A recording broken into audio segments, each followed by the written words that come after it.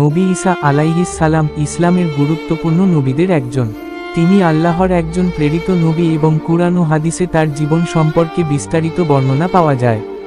নবী ঈসা আলাইহিস সাল্লাম এর জন্ম। নবী ঈসা আলাইহিস সাল্লাম এর জন্ম ছিল অলৌকিক। আল্লাহর কুদরতে তার মা হযরত মরিয়ম আলাইহিস সাল্লাম কুমারী অবস্থায় তাকে জন্ম দেন।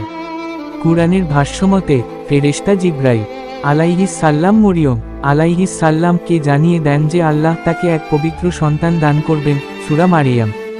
শৈশব ও নবুয়ত প্রাপ্তি।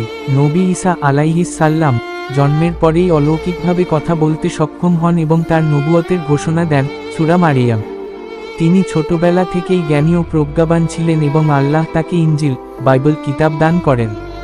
নবুয়তি কার্যক্রম। তিনি মানুষকে এক আল্লাহর দিকে আহ্বান করেন এবং পূর্ববর্তী নবীদের শিক্ষা প্রচার করেন। তিনি অনেক অলৌকিক কাজ করেন, যেমন মাটি দিয়ে পাখির আকৃতি বানিয়ে তাতে প্রাণসঞ্চার করা, জন্মান্ধদের দৃষ্টিশক্তি ফিরিয়ে দেওয়া, কুষ্ঠরোগীদের আরোগ্য করা, মৃত ব্যক্তিকে জীবিত করা। সূরা আল ইমরান। ঈসা আলাইহিস সাল্লাম এর বিরুদ্ধে ষড়যন্ত্র। তার বিরুদ্ধে ইহুদি নেতারা ষড়যন্ত্র করে এবং তাকে ক্রুশবিদ্ধ করার চক্রান্ত করে। তবে আল্লাহ তাকে রক্ষা করেন এবং তাকে আকাশে উঠিয়ে নেন। সূরা নিসা। নবী ঈসা আলাইহিস সাল্লামের প্রত্যাবর্তন। ইসলাম মতে কিয়ামতের পূর্বে নবী ঈসা আলাইহিস সাল্লাম দুনিয়ায় ফিরে আসবেন এবং মসীহ দাজ্জালের বিরুদ্ধে যুদ্ধ করবেন।